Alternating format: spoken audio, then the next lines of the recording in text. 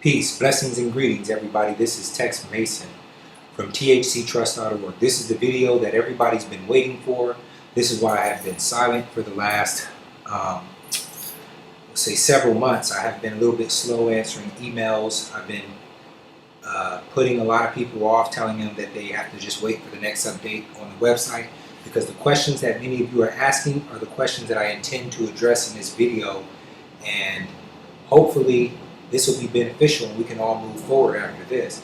This video deals with secured party filings and all the recordings that I found necessary to correct your status in commerce. Now, this isn't everything, but this is the foundation and the direction that I am personally moving in. This is things that I'm doing for myself or already have done for myself based off of very extensive research and a lot of trial and error.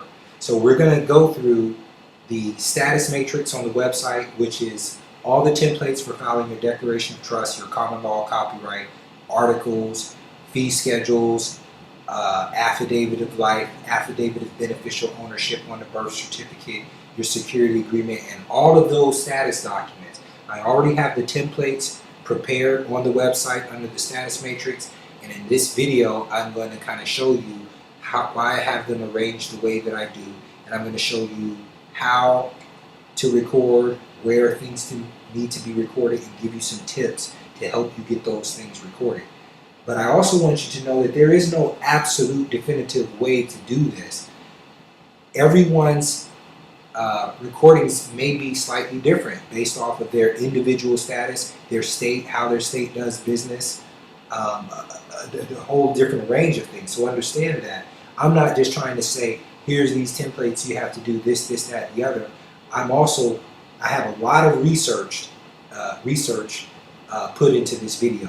So not only do you see this video and the status matrix, there's also an article that I've written, which I'm pretty much going to be reading through, but there's a lot of hot links to additional information, so you'll see why I came to the determinations and the conclusions that I came to in regard to my own personal filing.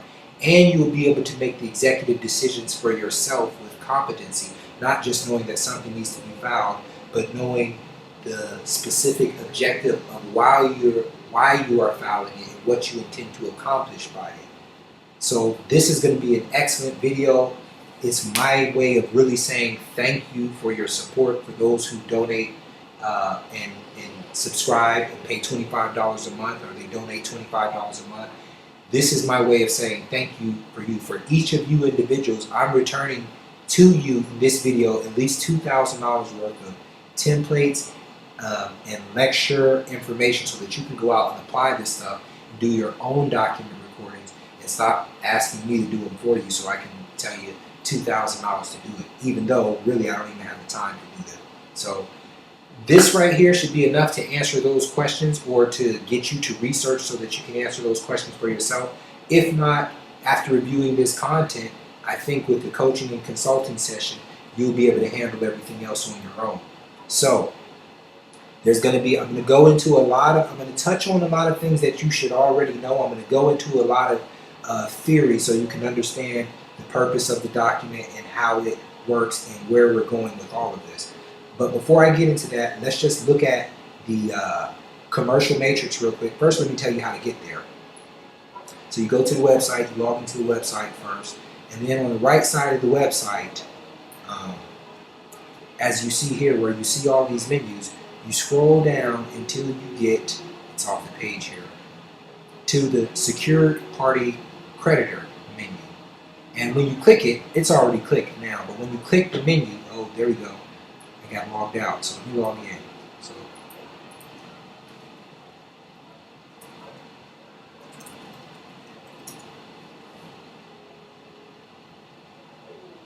Okay, so we were going to the secured party menus. Notice this little arrow here. When you click it, now this is for premium members. Premium members will be able to get this little sub menu right here, which is where I'm speaking from. This is the status matrix, right? These are all those documents you need to do something, to correct your status so you can get rocking and rolling, all right? So what I want you to notice, if you followed the outline on the site, we started kind of at the foundation, which is the very beginning. It gives you basic principles and things in commerce. Then we went through administrative procedure, because this is going to be essential to everything you do moving forward. How you communicate in the private. You're going to have to know how to send communications through a notary, and this is just of the utmost importance in all of this study. So this is kind of like a technical document. So you should have started with the foundation and then went into administrative procedure, because this teaches you how to start communicating within the private. Then we started breaking down contracts and trust. Some of the foundation and contract trust shows you the difference in the jurisdictions. Then we went through the administrative of the estate. The administrative estate is where we talk about the will and testament, the office of the executors of the Cestui V Act, and all these different things that's going on, showing how the government has set up this administrative agency that comes in and administers our affairs because we're deemed incompetent.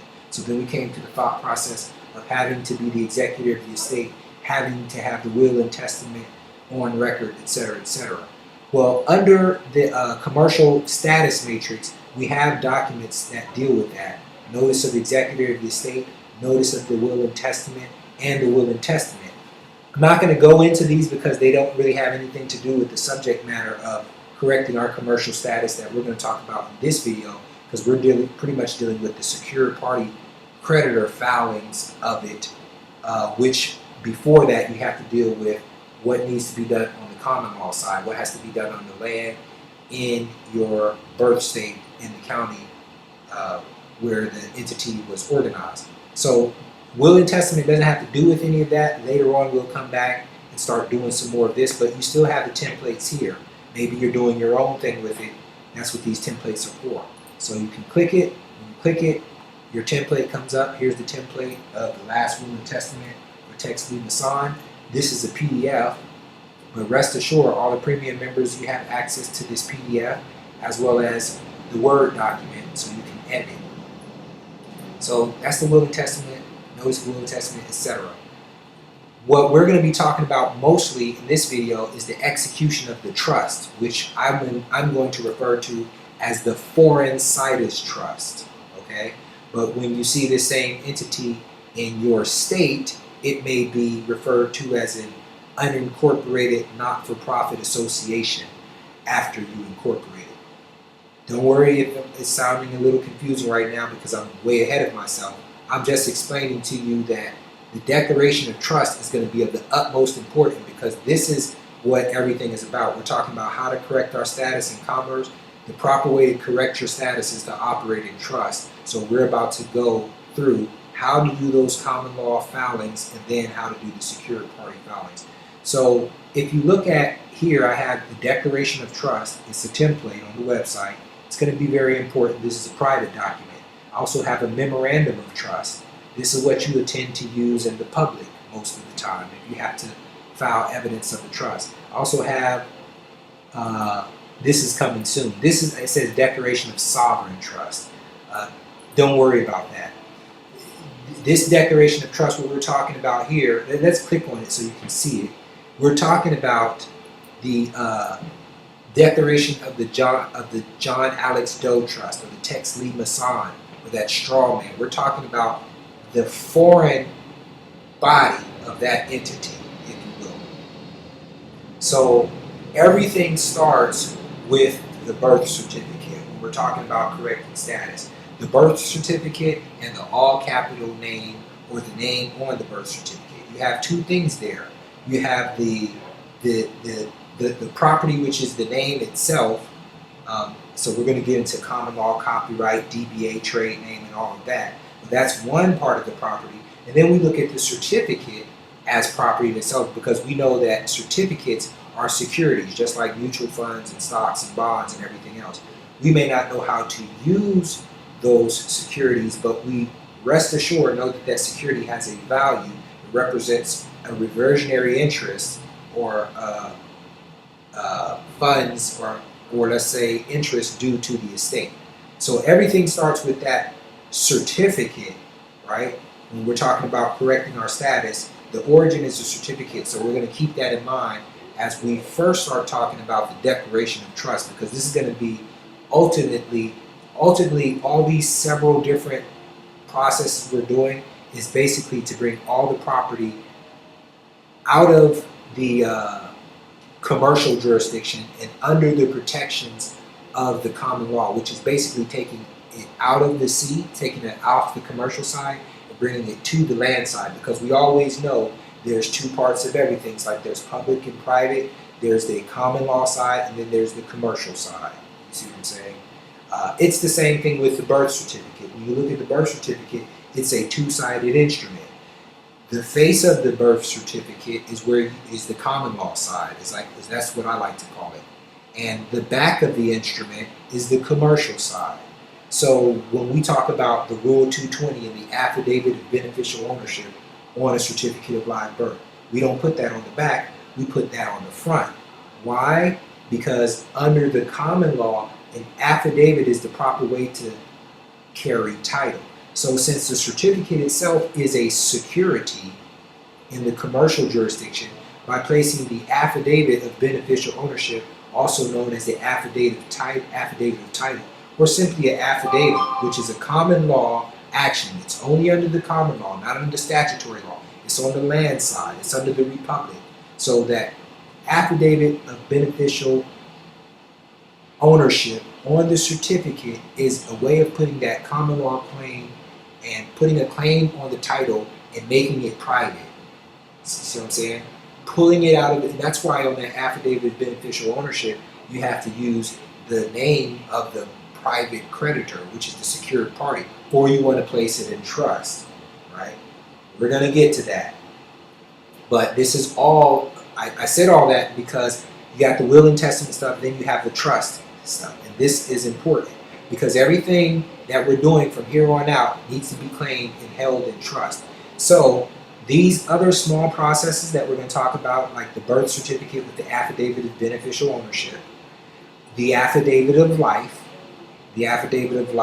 which is one of these things that you need to use to rebut the presumption that you're incompetent or that you're civilly dead or dead in any regard.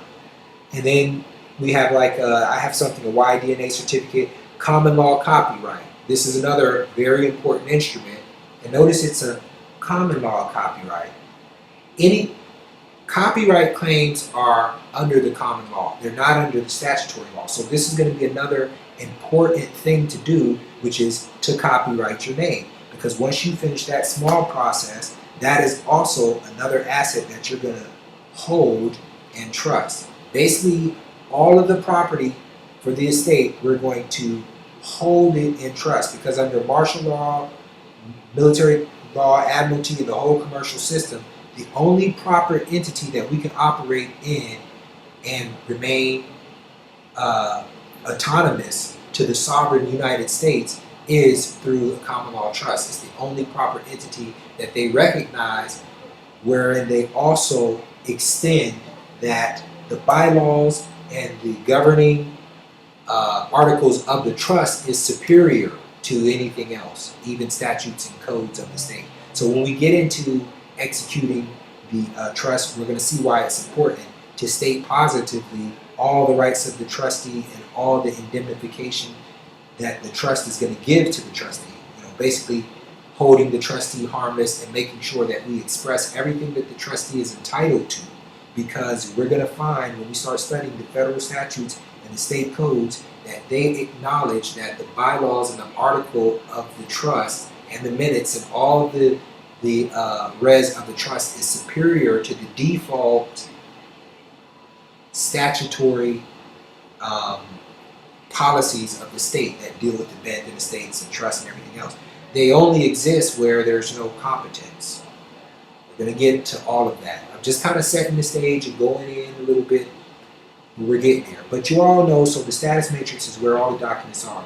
What you're going to see here is you're going to have a trust, which is we're going to have to execute, because that trust is going to kill the agency relationship. We're going to talk about that. And then all these individual processes are going to be addendums in our trust. An addendum is pretty much an addition to, and it becomes a part of the trust. So these additional agreements and contracts are going to become addendums to the trust. And as the trustee, I'm physically going to stamp these instruments, addendum, and I'm going to put them behind the original trust indenture. So if I ever have to make a special or restrictive appearance in private and deal with the judge in chambers, then I can bring the original trust indenture and say, here, this is an addendum to the trust. All these instruments already executed, in some cases recorded, like the common law copyright or the DBA or the fictitious name. We're going to get to that. So anyways, you see here we have the trust, we have all the addendums. You can scroll down here, and then I have state filings. These are things that you're going to have to do in your state to correct your commercial status. Filing articles of association, like everything else, boom. You can click it, and now you have a template of how to do it. Just because these templates are here, you still got to kind of do your own research. I'm going to explain how they're used. I'm going to tell you where to look in your state statute to see if there's anything particular you need to know about. But you can always resort to here to have a ready-made template that's already ready to go, or at least 80% done, so you can pick up and roll with it. Yo, this is what your $25 per month membership goes to, so spend time. As long as I'm making this video, go back, watch it again 2 or 3 times until you absorb all the information in this video, because this is what it's all about, correcting your commercial status so we can move on to bigger and better things. All right, so now let me go into more of the lecture that I had prepared for you. So now, I kind of gave you a little bit of overview of what we're talking about. Now I'm going to go through the lecture, and then in this lecture, I'm going to click a couple of the templates as they become relevant to what we're discussing. This is the applicability part. I'm going to kind of show you what needs to be recorded and what the objective is of recording these individual things, showing what we've accomplished by recording it, and giving you a better idea of how you would use these recordings going forward into the future.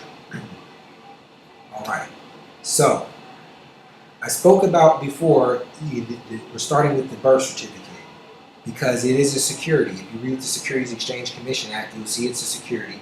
And the common law side, which is the front side, is where we put our affidavit of beneficial ownership, because we know affidavits of title, or affidavits in general, is how you claim title under the common law. It's only common law at that point. The back of the birth certificate is the commercial side. It's the side that's used for indemnification and for discharging and everything else. Just wanted to point that out. We're going to start with the front because we need to talk about taking the property, claiming it, and placing it in trust.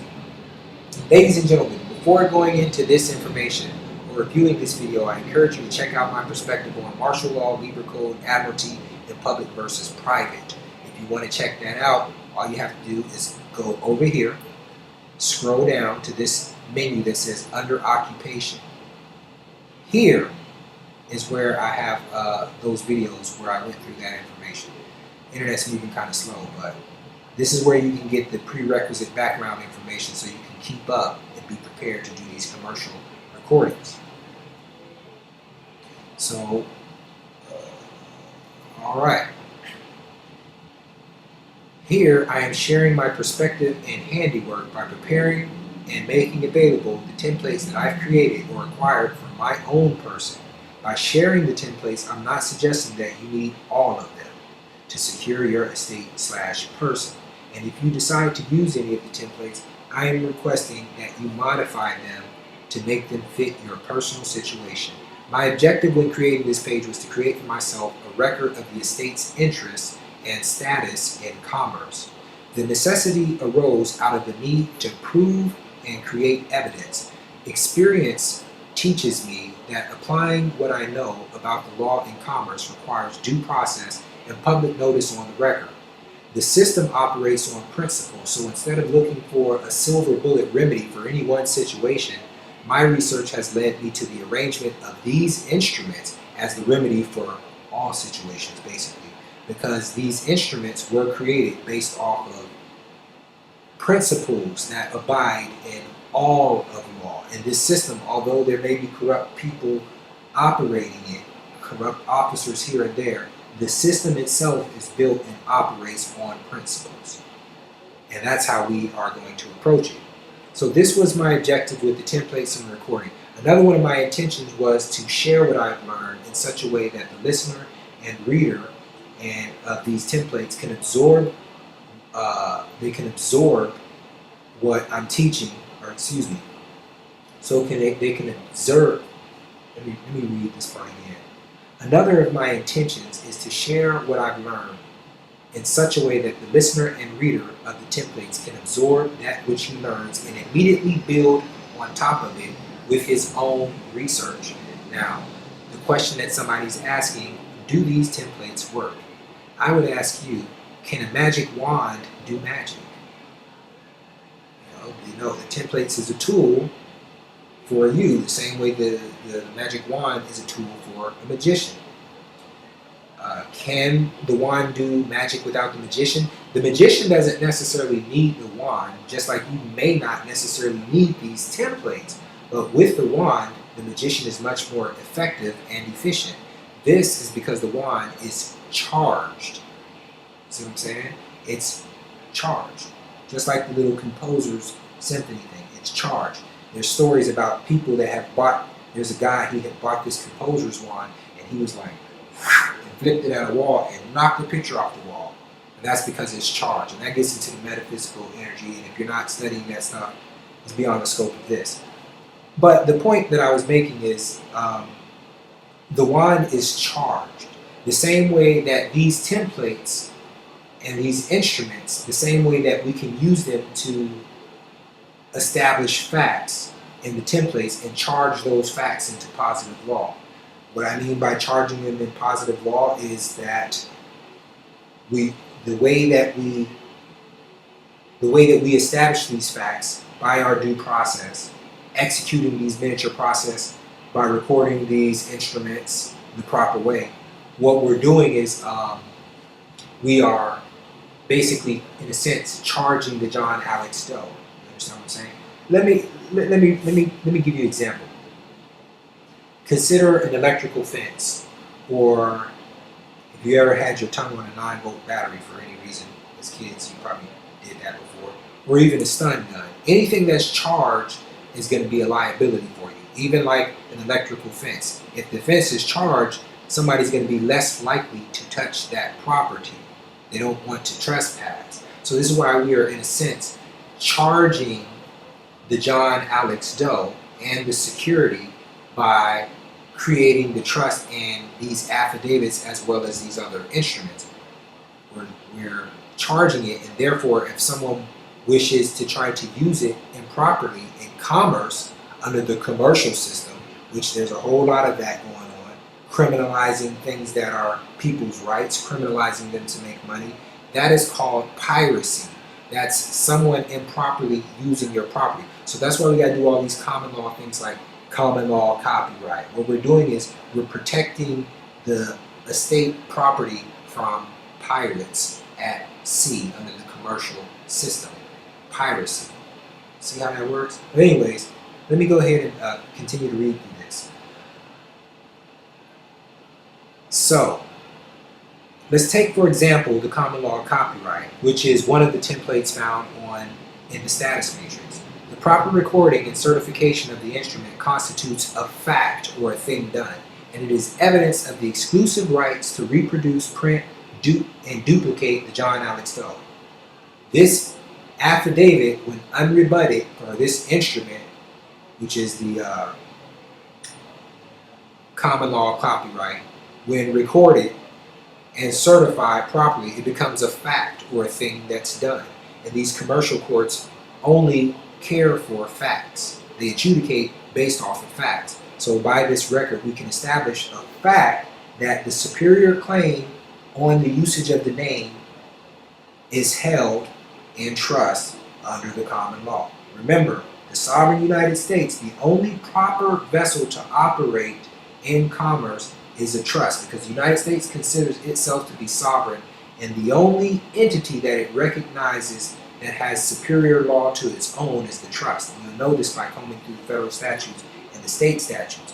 They always are written in such a way that what's written in the trust articles and bylaws is the superior law. But if it's not written, then a state preempts with its statutory policy, sets the KV Act, and everything else that gives it the authority to administer estates that have been abandoned or that have no proper heir or infant estates, etc., etc. So, see how that works? So let's take, for example, the common law copyright, which is one of the templates. Let's take a look at the common law copyright. So we'll go down here, and I know that's going to be an addendum, because that's going to be an addendum that I want to hold in trust. Now, a copyright, see, here's what you have to know. Something to pay attention to. You can do a fictitious name in a DBA. This is also a way to give other commercial entities in the state notice that you hold exclusive rights to use that trade name and property. It should prevent them from using it. But DBAs and fictitious names are under the statutory commercial law. That's why. So I have them down here as things that you want to do on a state level. So, and you can do them, or you may choose not to do them. I think you should do them, because before you can have commercial rights on the state level, you have to properly incorporate. We're going to get to that. We didn't get to that yet. But the reason why I was bringing that up is because this particular common law copyright is going to be, you want to do this because what we're getting at, what we're trying to do is we're trying to destroy the agency relationship, right? So I guess I got to back up and explain this before I jump into here. And you should already know if you clicked the prerequisite videos, which is under martial law. Without any affidavits of beneficial ownerships, and without any common law copyright or any of these, or declaration of trust, the entity identified on the birth certificate is no more than the instrumentality and the agency of the federal government. And you don't have any rights to use it. It's only used for government purposes only. This is where a lot of people get in trouble, because we think it's ours and we think it's our name and we think we use it because we're incompetent, and it's only used for government purposes. So they go there to transact government business through that agency, which is the settlement of the states, and we're there as a registered agent. A registered agent is also an employee of that federal agency, but he doesn't have rights. He's only there to receive service and process. So the only way, so let's talk about why this agency exists in the first place. Then we're going to understand why these filings of the common law, copyright, and the trust and everything else. Then we'll understand why this corrects our status and terminates the agency relationship. Every time a man comes here, enters through the portal or the womb, an estate is created by default. It just happens that way. But if there's no one competent to inherit or administer the estate, the trustee or the government comes in and administers the estate. This is the way the law is set up. It sets the KV Act of 1666. All the laws that deal with the family court and abandoned and infant estates is basically saying that if there is no heir, there is no executor, there is no proper claim bringing this property on land, then it's subject to the commercial law. And basically not only subject to the commercial law and subject to foreign claims, it is also there for government purposes, official business of the federal government. Under the Constitution, there's an amnesty clause that gave Congress the authority to facilitate commerce. That is what these persons are for. They're for government purposes, to facilitate commerce, to create money, but only for official government purposes, right? So that's what that agency is all about, because there's no one competent there. We're going to get into the birth certificate and how it showed. Well, I'll get into it right now. Actually, matter of fact, let's read through here and we'll get into that, because what I want you to be listening for is how the recording of the trust terminates the agency relationship.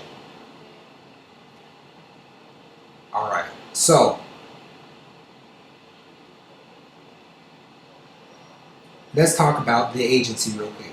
Without any proof to the contrary, no affidavits of beneficial ownership, the certificate of live birth is only the evidence of an agency. It even says the Department of Vital Statistics. That's a government department. Or some may even say the Bureau of Vital Statistics. It's all government. The agency is default government law executed by the democracy when the man is unwilling or lacking the competence to operate under the republic. See, the federal constitution guarantees every man, well, every state, and every state guarantees the people a republican form of government. So that's pretty much guaranteed to the people at all levels of government. But a republican form of government involves the man. He's directly involved in the government, right? So the democracy is preemptive policy, it's preemptive public policy in the presence of incompetence. So basically what we're saying is if a man is guaranteed a republican form of government, but he doesn't know how to assert and operate and exercise that, they have a democracy in place for that. This is the same way that the estate operates, right? They're administering your estate because there is no minister on the estate, so to speak, which is the divine estate and everything else. Anyways, I know this is a lot, so I'm trying to patch all the pieces together. So, what is an agent? Let's talk about what an agent is first. An agent, by definition, is one who transacts business for another. So the judicial officers and other representatives of the federal government are agents transacting business on estates. And what is an agency? An agency, well, a government agency is a fiduciary relationship in business in which the agent transacts business of settling the principal's estate. This type of agency is created partially expressed by federal law and policy, and partially by implication based on the practice of the trade. This is the same thing with the birth certificate thing. You have different federal statutes that give these representatives the authority to liquidate claims against the estate and administer the estate, which is basically statutes of policy to deal with defaults, abandoned estates, and infant estates, etc. So that's the business of the government. They're transacting the business of escrowing property and funds out of the estate. You are the registered agent. So basically, the only thing you're supposed to be doing is receiving service of process. And the problem comes in is because you think that you have rights. A registered agent he has a duty to do a specific thing for the principal. He doesn't have any rights, right? Now the reason why a trust kills this federal agency relationship, because first, the name that your mother, father, family gave you is property that's held under the common law. So once you put a common law copyright on that name, that's property rights. And then once you hold that in trust, you're basically making that private property. And under the martial law, the Libra Code, and everything else, the government is supposed to protect private property. Property can only be used for government purposes. Let me not get ahead of myself. I'm going to bring this to a close because we're really not too far done. Because once I've laid the foundation out, like I'm doing right now, to get to rolling of how to get this stuff recorded is really easy, and that's where we're getting to right now. But it's important that you understand the foundation and the setup of where we are, so you will know what these documents are going to do by recording them and how to use them. So remember, the government agency by which I was employed, I was known as the registered agent. This didn't mean that I had any rights in that agency. It merely meant that I performed a specific duty for the agency, which was receiving service of process.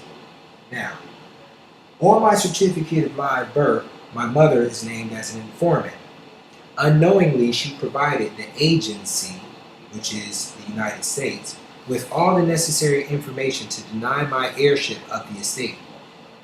As the informant, she provided a maiden name. Now, I'm not sure, I'm just putting one and two together. If you look up the origin of maiden, it comes from the Iron Maiden, which was the instrument that they used to slice the head off. So we're looking at a practice that's used to sever or separate the head, so to speak. So they ask for the maiden name, or the name of the unmarried woman, which may signify that the child is a bastard, and the bastard can't own or inherit or claim an estate.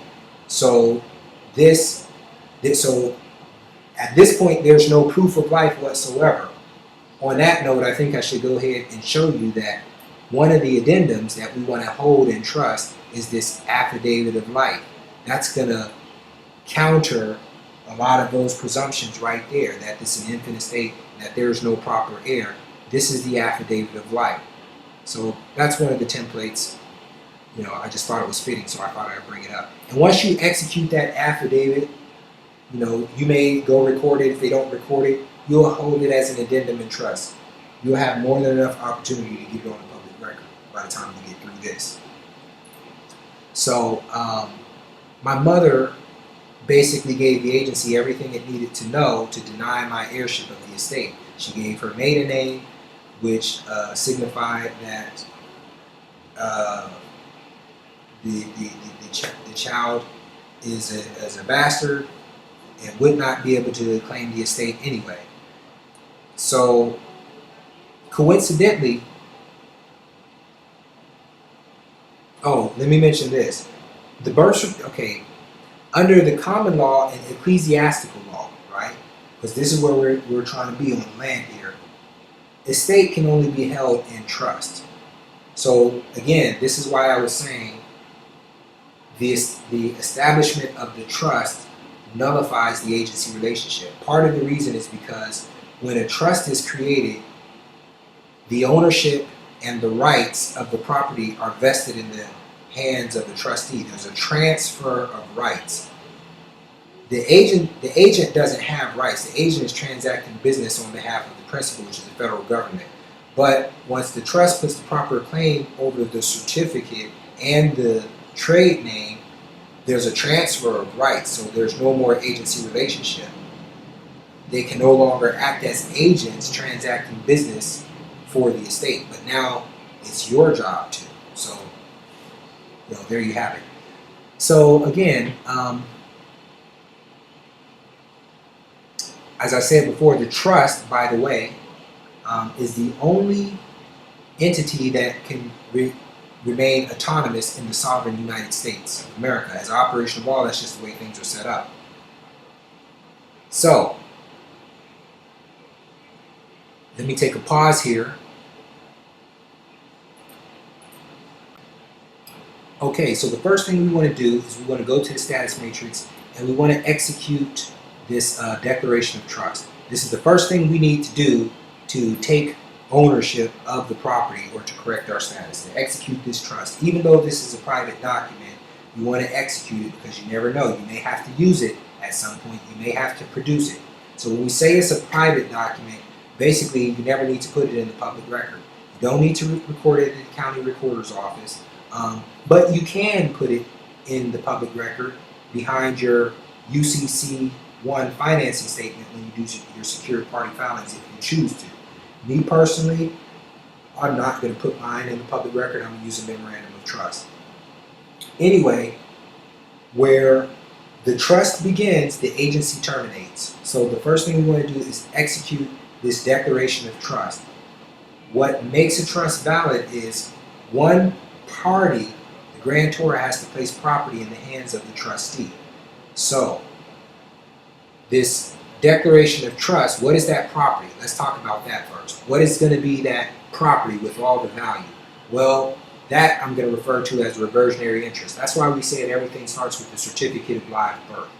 Before the grantor of a trust can transfer rights or vest property in the hands of a trustee, the grantor has to have rights himself. The grantor has to be an owner. He has to be an owner of the property.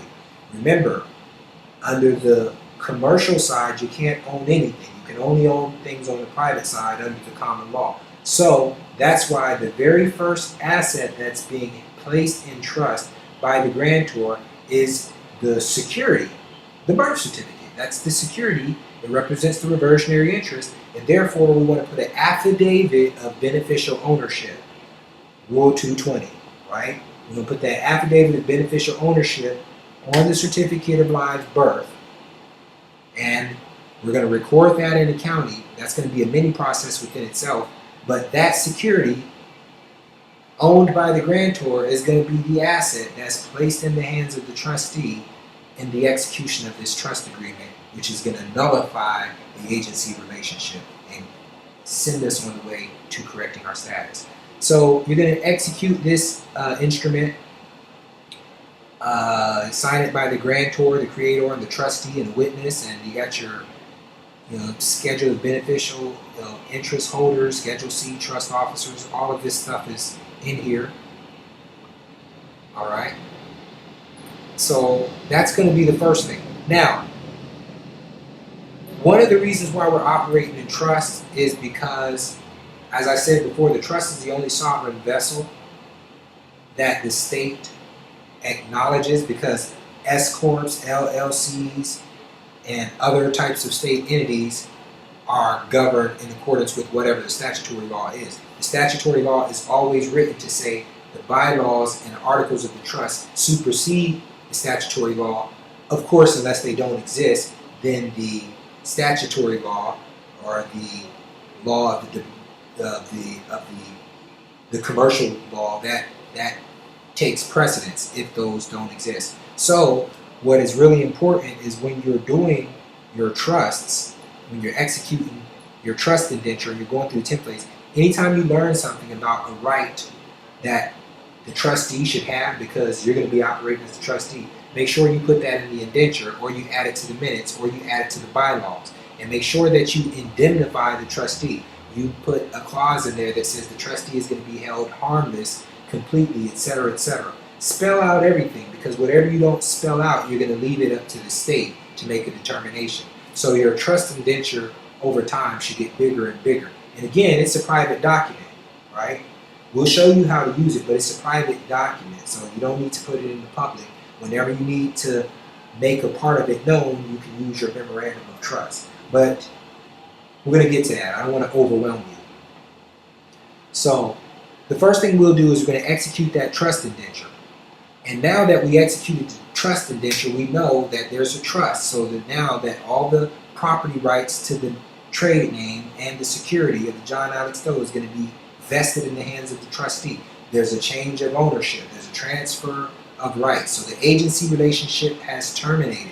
But now we have to let the state know and the federal government know the existence of the superior claim under the common law held in trust. Remember, that's the only thing that they're going to recognize as autonomous within their sovereign system. So how do we let them know? The first thing we're going to do is we're going to send them a statement of resignation of the resident agent position. We're going to send that to the Secretary of State, because remember, by default, when you didn't do any of these common law copyright, affidavit of beneficial ownership, the certificate of live birth was only evidence of instrumentality of the United States, which was an agency, and everybody, including yourself, was only an agent. You were the registered agent. But now that their trust has made a superior claim on the property, you have to resign as the registered agent. I didn't put a template here because it seems when you look in your individual state, there's a specific form that they have to resign as the registered agent. And if you got to read this article, because right here I'm going to embed a hyperlink. I can't really say what it is because I'm not supposed to post it. It's an audio link, and it's going to go more into why you may want to consider resigning as the registered agent with the estate. It's going to further expound on some of the things that I just spoke about. But anyway, there's a few states that don't have a form that you just have to send them a letter of resignation from the registered agent position. You should do that because although as a trustee you can be an agent for the trust, the resident agent that you presently are operating from is for the federal United States of America and the state agency. You're not operating as the registered agency for the trust. So we got to shut that down. We want to terminate that. So you have the forms right here to take care of that order of business. The next thing we want to do, we already talked about it briefly, was the common law copyright. let's look at that real quick, tell you how to execute that instrument. Common law copyright, here it is.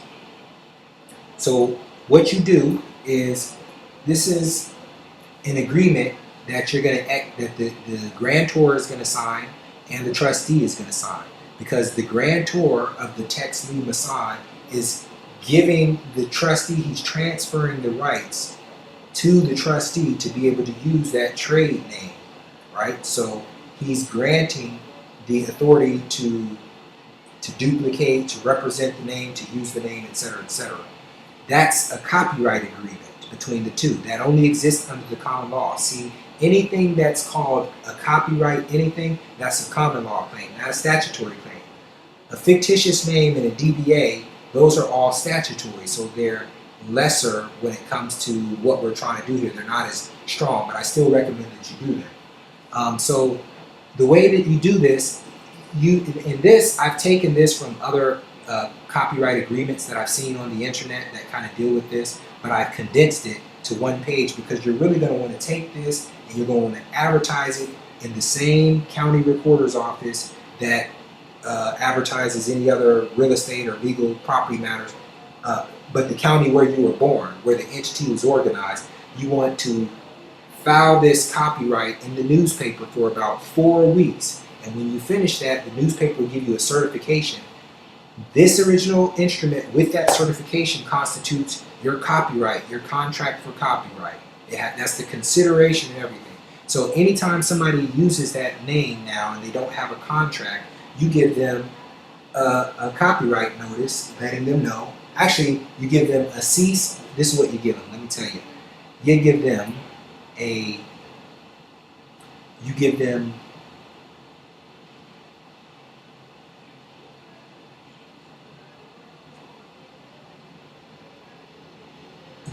a notice of common law copyright, which is that last document you just seen.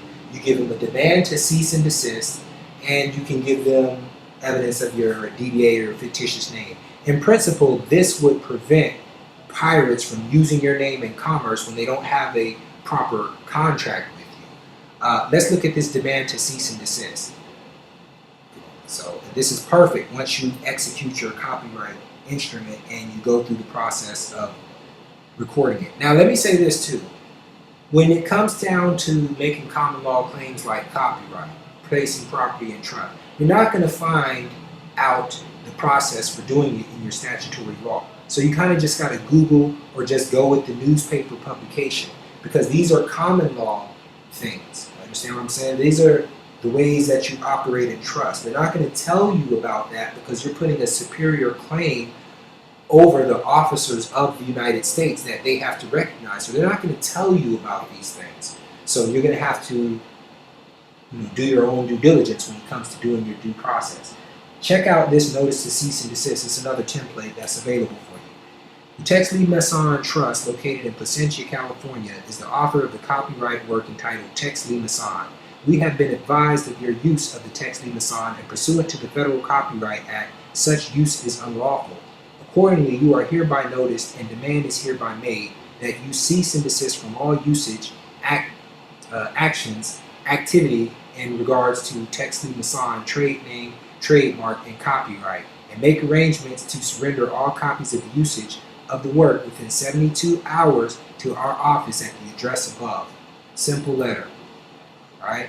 Now, once you finish the process, once you finish the copyright process, you're going to take that copyright with that certification, you're going to make an addendum, and you're physically going to take your original trust indenture, and you're going to add that and make that addendum addendum E or addendum F or whatever it fits in. And that's going to be part of the trust, right? That's going to be part of the trust. So again, that goes back to what I was saying before. You want all your rights, your remedies, everything as much as possible, including the rights that you hold under the common law copyright.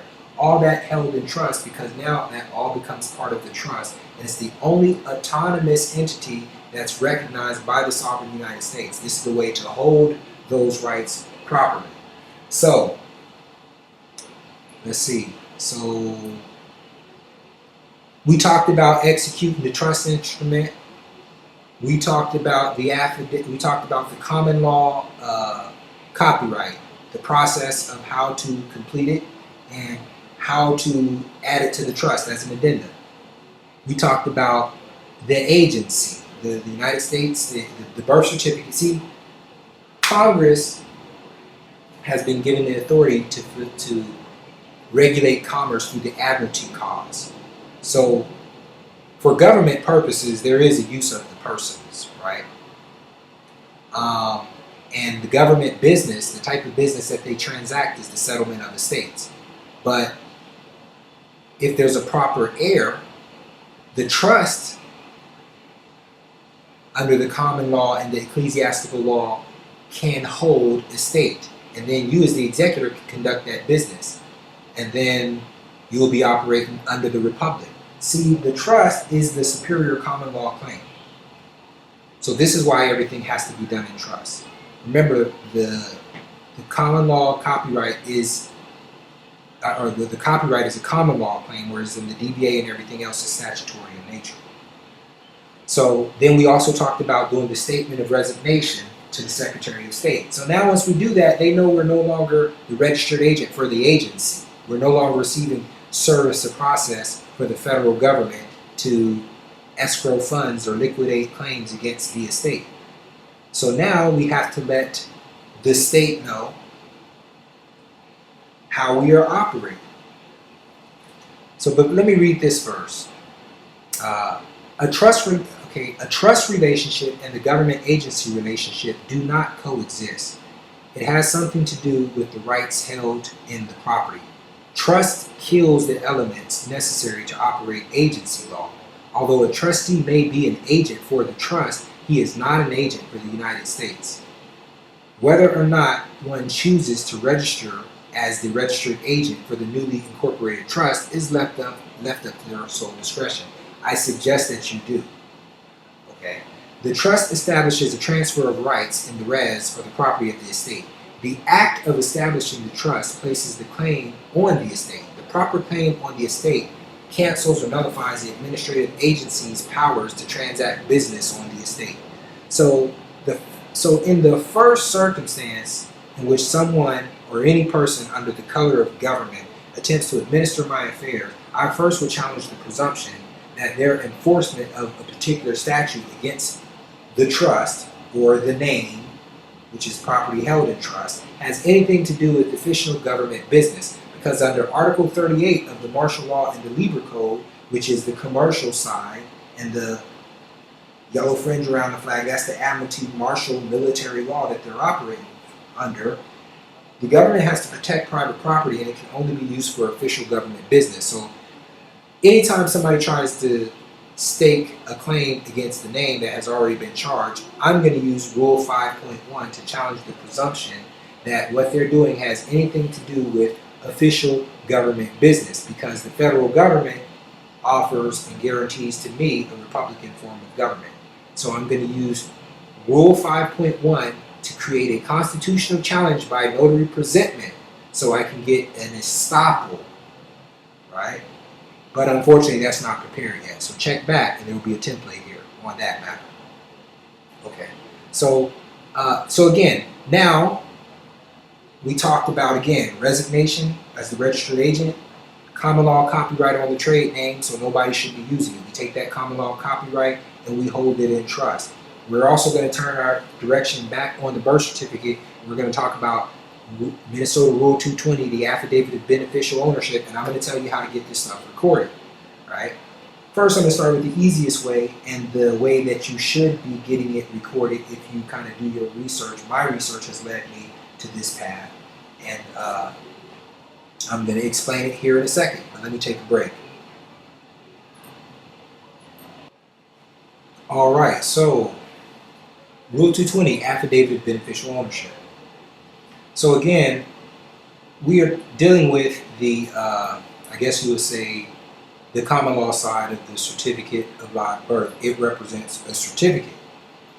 So the only way that you claim ownership under the common law is by affidavit. So we're basically saying we're claiming to own the interest indicated on that certificate. And what is that interest? that is called the reversionary interest, the res of the estate, the total value of everything, your share, whatever you want to call it. So the affidavit of ownership is the first instrument that we will execute, and what we know about Rule 220, I'm not going to click on it. Everybody should know Rule 220 by now. If not, actually, let's see if we can click on it. I didn't put the link in here, but there will be a hot link to Rule 220. And, but what you have to realize, a lot of people think that the affidavit of beneficial ownership attached to authenticated birth certificate gets its authority from the statutory authority written in Rule 220, just because it says birth certificates, and then that the clerk is supposed to treat the person as if they're of the age of the majority. But in reality, the real authority that they're not talking about is the authority of the affidavit itself. An affidavit is the way you claim title. Under the common law, you can own something, and ownership is established by affidavit. But before you can own anything, and before you can write an affidavit, you have to be over the age of majority, and you have to be competent. So technically, Rule 220 is saying something, but it doesn't really need to even say what it's saying, because that is the default under the common law. So that being said, if you're looking for something like Rule 220 in your state, you're probably not going to find anything that deals with the affidavit of beneficial ownership on birth certificates, but you can Google affidavit of title, affidavit of ownership, and you can kind of use that same whatever you find there in your approach to put your affidavit of title on your authenticated birth certificate and bring it down to the county for recording. Now, the main argument to resist recording your affidavit of beneficial ownership on your birth certificate, that's going to come from your county recorder's office. How they're going to challenge you is they're going to say that this, your property, is not real estate. And actually it is considered real estate because it's part of lands, but we don't really want to sit there and be arguing that with them. You can do one of two things. You can try to, well, first off, I would always say many municipal agencies have taken the position that anything you try to walk in is considered to be in the public venue. So it doesn't really matter if you're walking it in and you're not mailing it in, registered mail, restricted delivery, the way that you send private securities and private instruments, and they're going to pursue the jurisdiction as public, and they're probably going to just continue to tell you, in spite of how you try to counter what they're saying, we're not going to record it, we don't do it. You can hit them with 18 USC section 2071 that deals with concealing records and refusing to file and things like that. But if you're in that public venue, you really don't have any private or common law rights, and I don't think you're going to get what you're looking for. So, long story short, I'm sorry, I know this is getting real long. What you have to do is just do a notary presentment, registered mail, restricted delivery to get something like an affidavit of beneficial ownership recorded. Now, but here is the best way to do it, and this is really the way I think you're supposed to do it. I think that whoever put this Rule 220 out here that deals with birth certificates in Minnesota put it out here specifically for these dots that I'm about to connect for you, and this is the way that you should do it. And I can't guarantee, but I think that if any of you having a problem recording that affidavit, you do it this way, you will not have a problem doing it. So, what you do is you first record it in the county recorder's office for Washington County, which is the District of Columbia. Why? Because, well, first, everybody knows how to authenticate the certificate of live birth. If you did the authentication process on the certificate of live birth and you read those laws that they put on there, they're basically talking about the requirement for all of the several states and the federal government. That's the federal government saying. The federal government is the one who puts the statutes on there that I'm talking about. These are federal statutes requiring the several states, and more importantly, the federal government, to accept all acts of states from other states. So now, when you read Minnesota Rule 220 about the affidavit of beneficial ownership That's a public statute in another state. So when you authenticate a birth record according to that statute, they absolutely must and will accept it for recording in the District of Columbia, because when you get the authentication on that birth certificate, it specifically speaks to the acceptance, acknowledgement, and recording of that instrument, and it's given by the Department of State. They're the ones who issue that, so there's no way that they're going to reject it. Furthermore, I made a call to the District of Columbia recording office, and I inquired to them about proper indexing, because people who have tried to do this in their county, they always get met with the resistance of, oh, this is not real estate and therefore we're not going to take it. So I just called ahead of time to make sure we won't have that same issue in the county for the District of Columbia. And I found that they do have the recordings that deal with real estate records, and then they have a general recording for other things, which is probably where this will go. But what I'm saying is, if you take the affidavit of beneficial ownership on an authenticated birth certificate in accordance with Minnesota Rule 220, cite that as the statute that you're dealing with, send it to the District of Columbia at this address that I've given you right here, and I put a link to the website so you can get their number and everything and call and verify that the address is still active. Because this is not the address that they put on their website, by the way. This is the address that I got when I called the number. But so you do everything that way and you send it there, you get a certified copy of it being recorded with the authentication on it in the District of Columbia. And by the way, in the Uniform Commercial Code under Article 9, it tells you that the United States resides within the District of Columbia. So since the United States guarantees you the Republican form of government, and this action, this affidavit of beneficial ownership, is under the Republican form of government, it's a common law act to be declared of the age of majority, they guarantee you this, right? So this is a federal issue. So this deals with your status on a federal level and a state level. So absolutely, Washington County is the most important. They're the ones who gave you this guarantee. So you go ahead and record it there first, then take it to your state, and you shouldn't have a problem recording it. So enough said about that. Affidavit of beneficial ownership, again, that's one of the addendums, because once you put that affidavit of beneficial ownership, that's going to be your Schedule A. That's going to be the property Schedule A held in trust. There's the affidavit. I think I already clicked on it, so I'm not going to click on it again. All right, we're just about done. Let's see.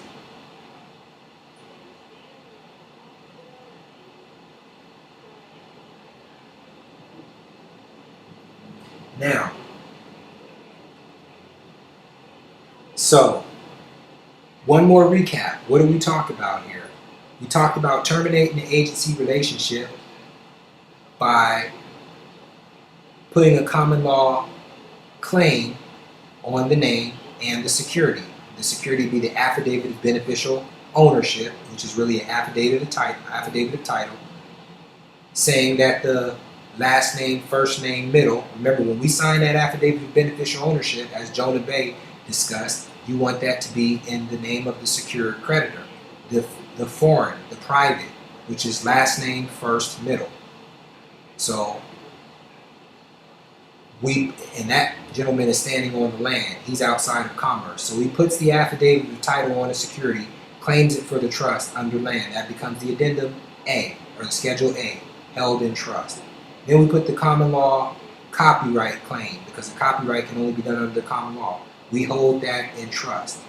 Now, and we did the resignation of the registered agent. We have the template for that. We let the state know that we are no longer operating as the registered agent for the federal government.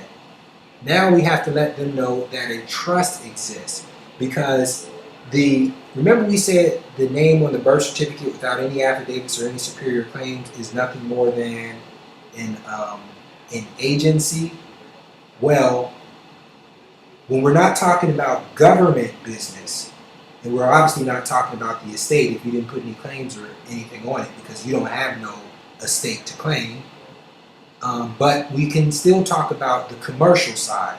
Under the commercial side, which is the state level, we're not talking about the federal level, which is the agency stuff. On the state level, you merely have an association. It's an entity. It's an association. And let's read what an association is. And the reason why we're switching terminology is because now we're talking about what has to be done in the state so you can have commercial rights. Because right now, the association or the entity doesn't have any rights. The only way that an entity can have rights in commerce is it has to incorporate.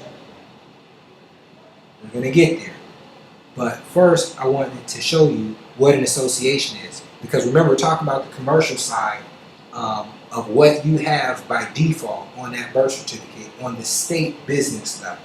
It's a blind trust too. It's also a blind trust because they're administering it in such a way. They're administering it to, it's a blind trust, and the business of the blind trust is to liquidate claims against the estate. So understand it's a blind trust too, but from your perspective, all you have is an association when looking at that certificate.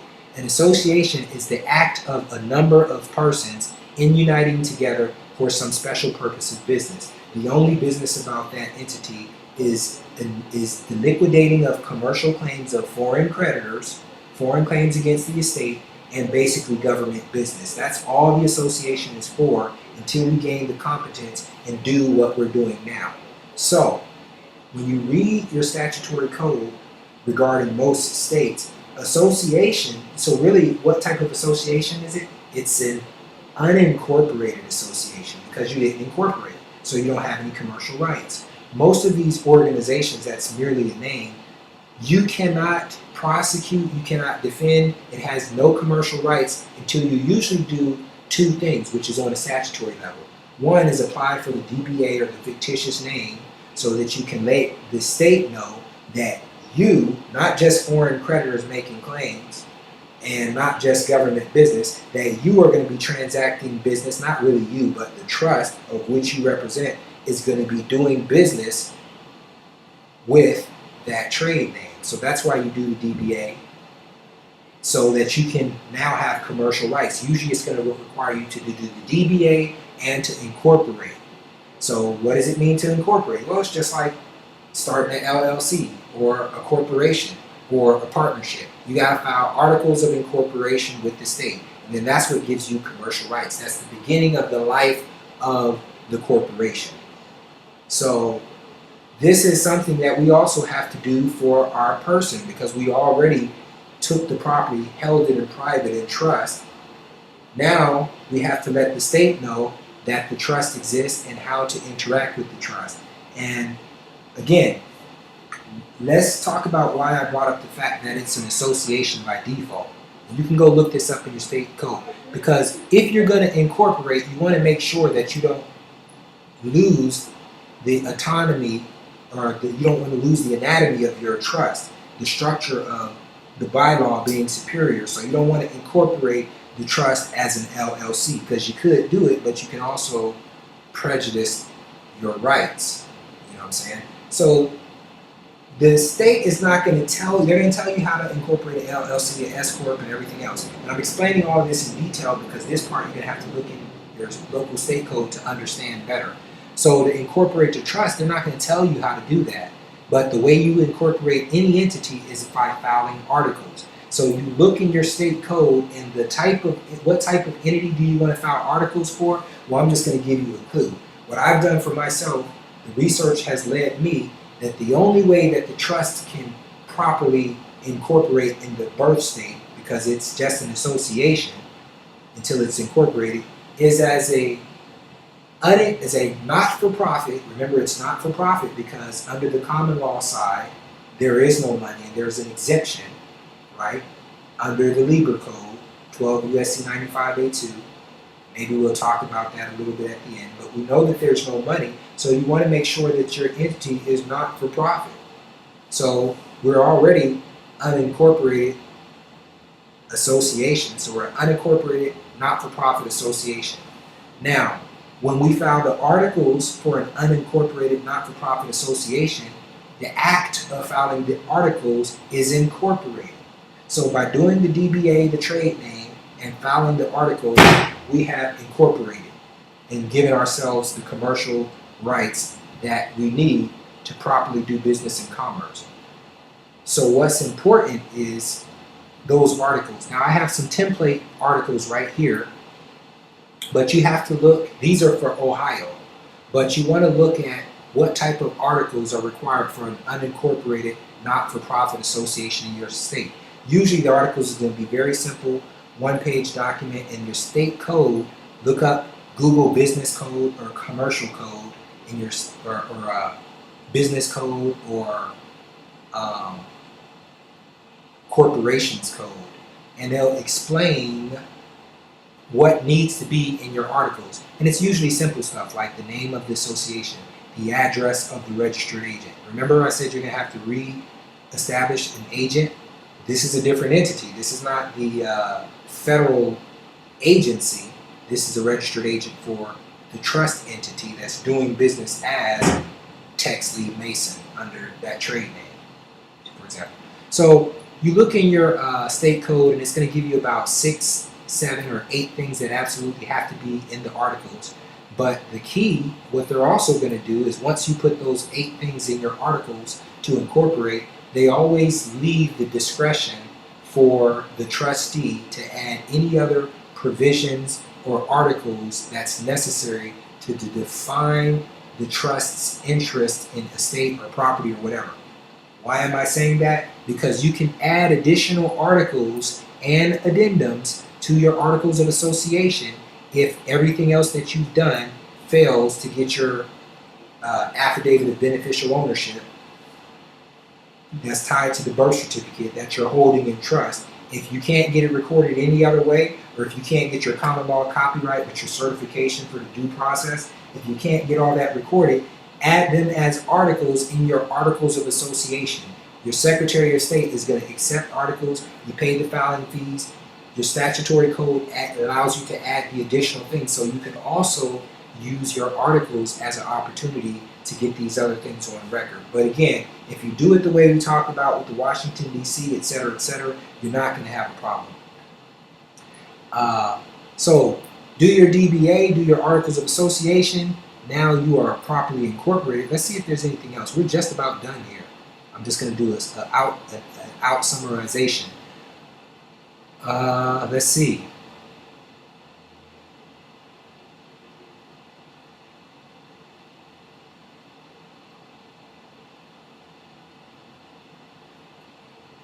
All right, so I'm going to take a break, and then I'm going to come back and I'm going to talk about just a little bit. I'm going to brush on the UCC filing, well, your non-UCC filing, and how you use this trust indenture and all these documents.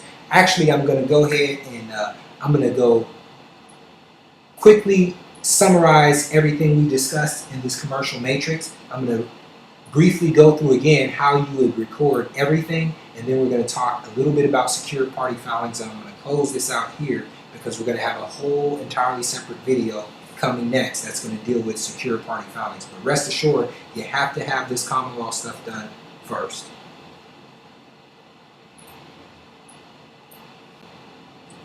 All right, so again, the critical things that we want to do is we want to execute the declaration of trust, and then we want to complete our common law copyright by executing the common law copyright agreement.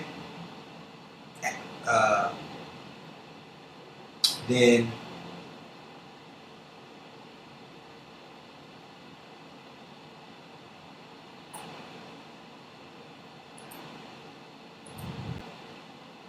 all right, so brief recap. We're going to go through it very quickly.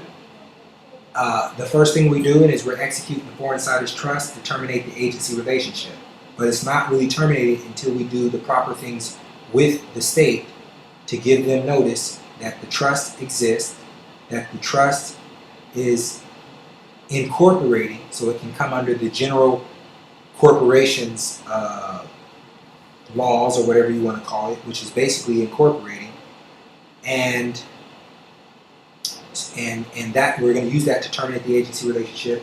And then we're going to do all these other minor processes like the affidavit of beneficial ownership on a birth certificate, common law copyright, power of attorney, fee schedule, and we're going to do all these things and place these assets in trust. Now I'm basically going to go through real quick and show you how you would record these things. So the first thing, common law copyright, once you do the advertisement in the paper, the newspaper will give you a certification. You take that certification with the actual newspaper article, take it down to the county, have the county recorder record it, and pay a fee. If they're going to argue with you about recording it, which I don't think they should, don't argue with them. Just take that and you're going to add it as an addendum, which is going to become part of your trust, because you will be able to get it on record a different way by filing a memorandum of trust, which I'll show you that part. We're going to talk about that next. So that's how you do that. You do the affidavit of beneficial ownership on the certificate of live birth. And we talked about how to do that through Washington, D.C. to get it recorded, get a certified copy of that. Take that to your county recorder. Let her record that. Once you get that recorded, you're going to add that as your Schedule A, your addendum, to your trust. You're going to have to kind of do the trust and that actually you do the trust first. That's going to be your Schedule A in the trust. Then you take that with the affidavit of beneficial ownership. You go ahead and record it and you put it back in the trust as property as one of the addendums. Or actually it's a schedule. Everything else will be an addendum. Okay, let's see. So you have that. Here's something else you can do. I found it important. This is consistent with the affidavit of life that we talked about earlier. This is, I had my DNA decoded, and here's the breakdown. This is a Y DNA certificate. It says John Alex Doe, but really this is mine. It's just an example. So you can do this with other documents. There's other documents that you want to put in here, such as the fee schedule. We have a fee schedule in here. This is for name, driver's license, social security number, fingerprints. All of these things, when you execute these instruments, these are going to be addendums that you're going to have in trust. The reason these addendums are so important is because, again, say, for example, you couldn't get your affidavit of beneficial ownership recorded. Well, when you take all of these other contracts and agreements, like the Peace and Friendship Treaty for Indigenous people, the fee schedule, the common law copyright, the special purpose banking affidavit, I didn't explain what that is, but you take all those addendums and you place them in trust, which is all a private contract. You can put these in the public record by adding them all to a memorandum of trust. Let's take a look at this memorandum of trust template real quick. I just want you to see how it's structured. The memorandum of trust has all the essential information to create the proper evidence in the public that a trust does exist. It should be signed by the grantor of that trust as well as the trustee. So make sure when you modify this template, you put space for the grantor on there. It gives all the pertinent information. You would use a memorandum of trust to open up a bank account or any other type of business that needed evidence or proof of your trust. But in this particular instance, we're using this memorandum of trust because we want to put all of these important common law processes and claims over the property. We want to put them on record showing that these rights are being held in trust. So we can do it by creating a memorandum of trust, and the memorandum says who the grantor is, the date that the trust established, the address for the trustee, which is kind of like the agent for the trust, and most importantly, this is how we put record of everything else. The attached addendums, I'm reading in line 4, the attached addendums D, E, F, G, H, and I, which would really, those would simply be just affidavit of life, indemnity bond, Y-DNA certificate, common law, fee schedule. Those are just addendums. All of those addendums represent property, rights, and assets for other public considerations held in trust as defined in said addendum, attached and included herewith. So we would take each of those addendums, stamp them, put them behind our memorandum of trust, and then go ahead and record them in the county recorder's office. And if we can't get the memorandum of trust in there or anything else in there, then just go ahead and take this memorandum of trust and record it behind your non-UCC secured party filing with all of the important addendums, and these will collectively comprise as your authenticated security agreement. And the affidavit of beneficial ownership will comprise as the value that has to be given in order to have an enforceable security interest. See, when we get to secured party, and maybe I'll go ahead and move on to that, you have to have certain things to have an enforceable security interest. One is an authenticated security agreement. So I have all the old school secured party filings here, which are still valid. You can execute these on their own and add them as addendums to trust. But rest assured, when you do your secured party filing, you're going to have an authenticated security agreement. And what I wanted you to know is that your declaration of trust, most people don't put their trust in the public record, but that would be considered an authenticated security agreement. So is the memorandum of trust if you sign it by the grantor and the trustee. So you can use that as your authenticated security agreement. The reason why I call it a non-UCC secured party filing is because the UCC governs the commercial side of things. It doesn't govern rights and remedies under the common law. So the common law copyright, the trust, and the articles of organization identifying that the trust exists, all this is common law stuff, and it's not governed according to the UCC. But we still want to give notice in the UCC, and the UCC talks about that in Article 9, Section 311, and that is what the non-UCC filing is about. You don't want to call it a UCC filing where you're giving the authority over to the sovereign United States to invalidate your security interest. So you want to maintain the autonomy, the anatomy of the trust, and to do that, you index it as a non-UCC filing, but you still make sure you have all the elements necessary as laid out in the UCC to have a valid, enforceable security interest. So everything that we discussed has to be done first, so I can kind of close this out because I covered a lot. But I hope you better understand how to record these documents. So basically what you're going to do is you're going to execute your declaration of trust, which is a private document, do the affidavit of beneficial ownership, just how we said to do it, bring it to the county recorder, do the Washington, D.C. thing, do your common law copyright, do your DBA and your trade name, your fictitious names, Google. Those are simply forms in your state. Then read your state commercial code, not your commercial code, but your corporation's code or your business code, and it's going to tell you that that your association and your unincorporated association can't do business until it incorporates. File your articles of association to incorporate. Make sure you have the bare minimum in your articles that the state requires. You can use the templates here, and for what you don't, and for whatever you couldn't get recorded that needs to be in the public record, add it to your articles or add it to the memorandum of trust and record that. Now these addendums, as you come across other status documents that's necessary, they should be added to the addendum. I didn't go through all of these, but you should execute these instruments and add them and update your UCC filing, update your memorandum of trust on the record, and file each of these individually.